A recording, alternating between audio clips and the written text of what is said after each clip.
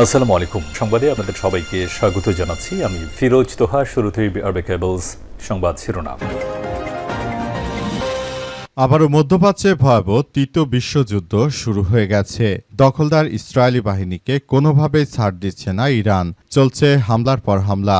আর এরই মাঝে আমাদের হাতে এসে পৌঁছেছে যুদ্ধের সর্বশেষ গুরুত্বপূর্ণ সবথেকে তাজা আপডেট সংবাদ আপনাদের জানিয়ে দিব। প্রথমেই জানিয়ে দিব, ট্রাম্পের যে দুই শর্তে আটকে আছে শান্তি চুক্তি। প্রায় ৩ মাস পেরিয়ে গেলেও যুক্তরাষ্ট্র ইরানের মধ্যকার দ্বন্দ্বের কোনো স্থায়ী সমাধান হয়নি। আলোচনা এখনও চলমান। অনেকেই বলছে শান্তি আলোচনা চুক্তি সম্ভব হয়েছে, কিন্তু এখন পর্যন্ত যুক্তরাষ্ট্র শান্তি চুক্তিতে যুক্তরাষ্ট্রের প্রেসিডেন্ট ডোনাল্ড ট্রাম্প অনুমোদন দেয়নি। পাশাপাশি ইরানও অনুমোদন দেয়নি। শুধুমাত্র মধ্যস্থকারীরা তারা একটি আশাবাদ ব্যক্ত করেছে। এরপর জানাবো, যুদ্ধবন্ধ চুক্তিতে পাকিস্তান ও মালয়েশিয়ার ভূমিকায় কৃতজ্ঞতা ইরানের প্রেসিডেন্টের। ইরানের বিরুদ্ধে যুক্তরাষ্ট্র এবং ইসরায়েলের যুদ্ধবন্ধ চুক্তিতে পৌঁছাতে কার্যকর উদ্যোগ গ্রহণ করেছে মুসলিম দুইটি রাষ্ট্র। এর মধ্যে প্রথম সবথেকে বড় ভূমিকা রয়েছে পাকিস্তানের সেনাবাহিনী প্রধান জেনারেল আসিম মুনিরের এবং মালয়েশিয়ার প্রধানমন্ত্রী বা প্রেসিডেন্ট আনোয়ার ইব্রাহিমের ভূমিকা রয়েছে। আজ এই দুই ব্যক্তিকে ইরানের প্রেসিডেন্ট মাসুদ পেজেশকিয়ান ধন্যবাদ জানিয়েছেন। এদিকে খামেনির রাষ্ট্রীয় জানাজা আয়োজনে চলছে জোর প্রস্তুতি। ইরানে নিহত সর্বোচ্চ নেতা আয়তুল্লাহ আলী খামেনির জন্য একটি জাঁকজমকপূর্ণ ও বিশাল রাষ্ট্রীয় জানাজা অনুষ্ঠানের প্রাথমিক প্রস্তুতি শুরু করেছে দেশটির প্রশাসন। তবে এই অনুষ্ঠানটি কোন তারিখে অনুষ্ঠিত হবে এখন পর্যন্ত তারা চূড়ান্ত ঘোষণা করেনি। বাংলাদেশ থেকে অনেকেই বলেছিল যে আয়তুল্লাহ আলী খামেনিকে হয়তো গোপনে জানাজা দিয়ে গোপনে তাকে দাফন করেছিল, কিন্তু না। ইরানের সর্বোচ্চ ধর্মী নেতা আয়তুল্লাহ আলী খামেনিকে ৩০ মে এক বিশেষ প্রতিবেদনে ইসরায়েলি সংবাদ মাধ্যম দ্য টাইমস অফ ইসরায়েলের এক তথ্য থেকে জানা গেছে যে ৩০ তারিখে জানা গেছে আয়তুল্লাহ আলী খামেনির মৃত্যুর পর তার জানাজা করা হবে। তার লাশ বর্তমানে হিমঘরে রাখা হয়েছে। এবারে জানাবো, প্রত্যাশার চেয়েও দ্রুত সামরিক শক্তিতে ঘুরে দাঁড়াচ্ছে ইরান। আলহামদুলিল্লাহ, যুক্তরাষ্ট্র এবং ইসরায়েলের হামলায় ক্ষতিগ্রস্ত হওয়ার পরও খুব দ্রুত সামরিক সক্ষমতা পুনর্গঠন করেছে ইরান। নতুন করে আবার যদি মধ্যপ্রাচ্যে মার্কিন যুক্তরাষ্ট্র কোনো ধরনের অবৈধ আক্রমণ চালানোর চেষ্টা করে, তাহলে তাদেরকে ধসিয়ে দেওয়ার জন্য ইরানের ইসলামী বিপ্লবী গার্ড বাহিনীর সদস্যরা তারা আবারও পুরোপুরি প্রস্তুত। এবং সর্বশেষ জানাবো, আওয়ামী লীগ আগামী নির্বাচনে অংশ নিতে পারে বললেন সাবেক পররাষ্ট্র উপদেষ্টা তৌহিদ হোসেন। আলহামদুলিল্লাহ, আওয়ামী লীগ আগামীতে জাতীয় সংসদ নির্বাচনে আসলে অংশগ্রহণ করতে পারবে বলে এমন তথ্য জানা যাচ্ছে। এই ঘটনার মধ্য দিয়ে আসলে পুরো পরিস্থিতি খুবই গুরুত্ব পাচ্ছে। প্রিয় দর্শক, এতক্ষণ শুনছিলেন সংবাদ শিরোনাম, এবারে বিস্তারিত। তবে তার আগে বন্ধুরা অনুরোধ থাকবে, এই সংবাদটিতে একটি লাইক দিন। এই চ্যানেলে আপনি নতুন হয়ে থাকলে আমাদের সংবাদটি দেখতে দেখতে চ্যানেলটি সাবস্ক্রাইব করে রাখুন। কমেন্ট করে বন্ধুরা আপনার মূল্যবান মতামত জানিয়ে দিন আপনি বিশ্বের কোন দেশ থেকে বা বাংলাদেশের কোন স্থান থেকে আমাদের সংবাদটি দেখছেন এবং শুনছেন। আর বন্ধুরা, সংবাদটি আপনার সোশ্যাল মিডিয়া ফেসবুকে শেয়ার করে বন্ধুদেরও দেখার সুযোগ করে দিন। গাজা যুদ্ধে আপনি যদি নিরীহ ফিলিস্তিনিদের ভালোবেসে থাকেন বন্ধুরা, কমেন্টে ইয়েস লিখে পুরো বিশ্বকে আমাদের এই তাজা আপডেট সংবাদটি দেখার সুযোগ করে দিন। এবারে বিস্তারিত। ট্রাম্পের যে দুই শর্তে আটকে আছে শান্তি চুক্তি।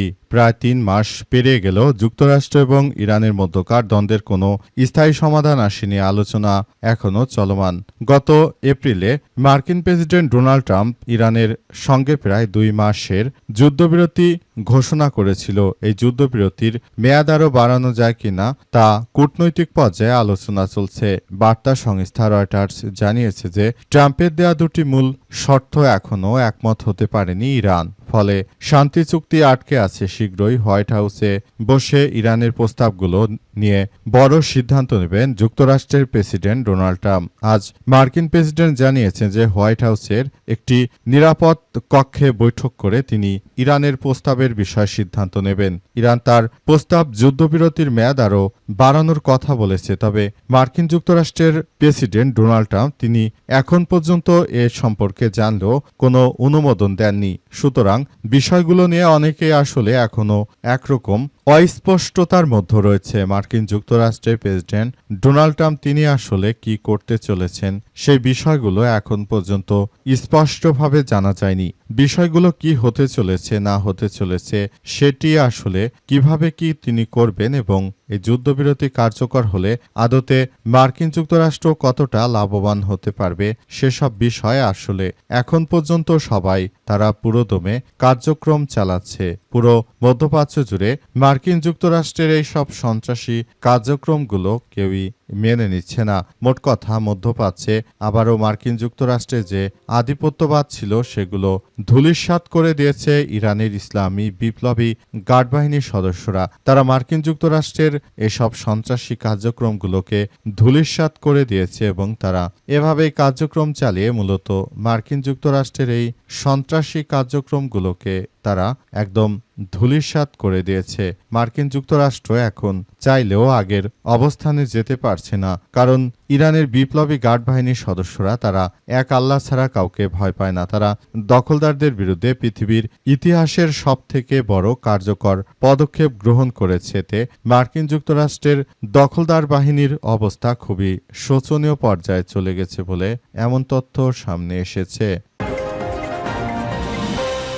যুদ্ধবন্ধ চুক্তিতে পাকিস্তান ও মালয়েশিয়ার ভূমিকায় কৃতজ্ঞতা ইরানের প্রেসিডেন্টের। আলহামদুলিল্লাহ, মুসলিম রাষ্ট্র হিসেবে পাকিস্তান এবং মালয়েশিয়া যে ধরনের ভূমিকা রেখেছে সত্যি প্রশংসার দাবিদার। ইরানের সঙ্গে মার্কিন যুক্তরাষ্ট্র যে অবৈধ যুদ্ধ শুরু করেছিল সেই যুদ্ধে মূলত পাকিস্তান পুরোপুরি যুদ্ধটি বন্ধ করার জন্য সর্বাত্মকভাবে কাজ করেছে, পাশাপাশি মালয়েশিয়াও কাজ করেছে। তবে বাংলাদেশে যারা দায়িত্বে রয়েছেন তারা কিন্তু কোনো ধরনের ভূমিকায় রাখতে পারেননি। তারা মূলত শুধুমাত্র তারা সব সময় নিজেদের ভূমিকায় রেখেছেন। তারা মূলত এমন কিছু করতে চেয়েছিল যেগুলো আসলে বিষয়গুলো কোনোভাবেই গ্রহণযোগ্য নয়। মোটামুটি কথা বলতে গেলে বাংলাদেশের যিনি পররাষ্ট্রমন্ত্রী খলিলুর রহমান রয়েছেন তিনি একরকম আমেরিকার পক্ষ নিয়ে ইরানের বিরুদ্ধে বিবৃতি দেওয়ার পরই বাংলাদেশের কপাল পুড়িয়ে দিয়েছে ইরানের ইসলামী বিপ্লবী গার্ড বাহিনীর সদস্যরা। তারা মূলত এমনভাবে কার্যক্রম চালিয়ে যাচ্ছিল যেখানে দেখা গেছে যে ইরানের সর্বোচ্চ ধর্মীয় নেতার মৃত্যুর পর বাংলাদেশের অপরিপক্ক যারা সরকারে রয়েছে তারা ইরানের বিরুদ্ধে বিবৃতি দেওয়ার পর বাংলাদেশের জয়যাত্রা জাহাজকে আটকে দিয়েছে। এর আগে বাংলাদেশ সহ 6টি রাষ্ট্রকে ইরান বন্ধুরাষ্ট্র ঘোষণা করেছিল, অর্থাৎ এই দেশের কোনো জাহাজ হরমুজ প্রণালী পারাপার হওয়ার সময় কোনো ধরনের টোল তারা নেবে না। কিন্তু বিষয়টি বাংলাদেশের সরকার আর সেটি তারা রাখতে পারেনি। তারা বরং ইরানের সর্বোচ্চ ধর্মীয় নেতার মৃত্যুর পর তাদের পক্ষে কোনো বিবৃতি দেয়া তো থাক দূরের কথা, বরং এই ইউনূস সরকারের সময় বাংলাদেশের নিরাপত্তা উপদেষ্টা আর আমেরিকার দালাল সেই বর্তমান পররাষ্ট্রমন্ত্রী টেকনোক্র্যাট কোটায় যে খলিল ছিল সেই খলিল এবার তিনি ইরানের বিরুদ্ধেই বিবৃতি দিয়ে বসেন। এতে বাংলাদেশের জাহাজ জয়যাত্রা আসলে আটকে রয়েছে এখনো হরমুজ প্রণালীতে। খামেনির রাষ্ট্রীয় জানাজা আয়োজনে চলছে জোর প্রস্তুতি। ইরানের নিহত সর্বোচ্চ নেতা আয়াতুল্লাহ আলী খামেনির জন্য একটি জাঁকজমকপূর্ণ ও বিশাল রাষ্ট্রীয় জানাজা অনুষ্ঠানের প্রাথমিক প্রস্তুতি শুরু হয়েছে।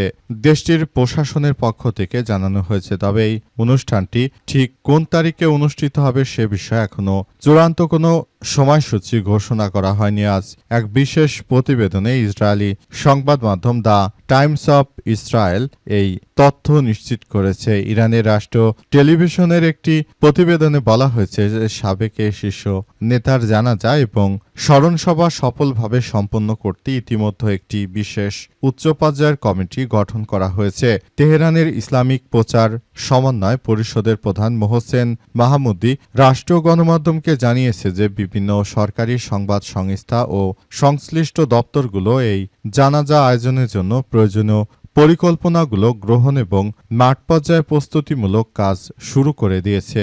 গত 28শে ফেব্রুয়ারি মার্কিন যুক্তরাষ্ট্র এবং ইসরায়েলের যৌথ বাহিনীর বিমান হামলায় প্রথম দফায় ইরানের এই শীর্ষ ধর্মীয় নেতা নিহত হন। তিনি দীর্ঘ 3 দশকেরও বেশি সময় ধরে ইসলামী প্রজাতন্ত্র ইরানের সর্বোচ্চ ও রাষ্ট্রীয় ধর্মীয় নেতৃত্ব ক্ষমতাসীন ছিলেন এবং ওই হামলায় তার ছেলে এবং বর্তমান উত্তরসূরি মোস্তফা খামেনিও আহত হন।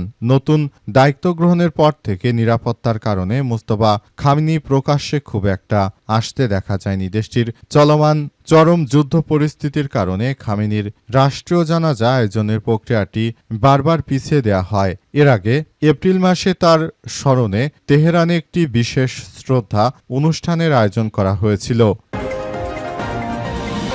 প্রত্যাশার চেয়েও দ্রুত সামরিক শক্তিতে ঘুরে দাঁড়াচ্ছে ইরান।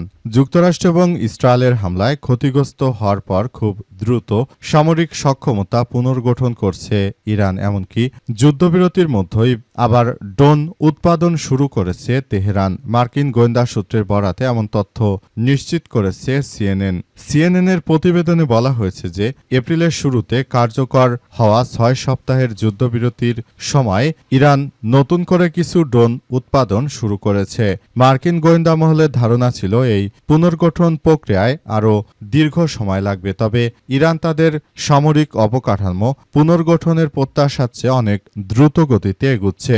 গোয়েন্দা সূত্রগুলোর তথ্যমতে ক্ষতিগ্রস্ত ক্ষেপণাস্ত্র ঘাঁটি, লাঞ্চার এবং অস্ত্র উৎপাদনে কেন্দ্রগুলো পুনরায় সচল করার চেষ্টা চালানো হচ্ছে তেহরান। এর ফলে ভবিষ্যতে আবারও যুদ্ধ শুরু হলে ইরান মধ্যপ্রাচ্যে যুক্তরাষ্ট্রের এবং তাদের মিত্রদের জন্য অনেক বড় হুমকি হয়ে দাঁড়াবে। মার্কিন যুক্তরাষ্ট্রের যে কোনো ধরনের সন্ত্রাসী কার্যক্রম প্রতিহত করার জন্য মুসলিমদের বাঘ হিসেবে খ্যাত ইরানের ইসলামী বিপ্লবী গার্ড বাহিনীর সদস্যরা তারা আসলে এই কার্যক্রমগুলো চালিয়ে যাচ্ছে। সুতরাং বিষয়গুলোকে খুবই গুরুত্ব সহকারে দেখা উচিত। মার্কিন যুক্তরাষ্ট্রকে শিক্ষা দেওয়ার জন্য ইরানের বিপ্লবী গার্ড বাহিনীর সদস্যরা তারা ব্যাপকভাবে আবারও প্রস্তুতি গ্রহণ করেছে। এতে মার্কিন যুক্তরাষ্ট্রের কপালে চিন্তার ভাঁজ।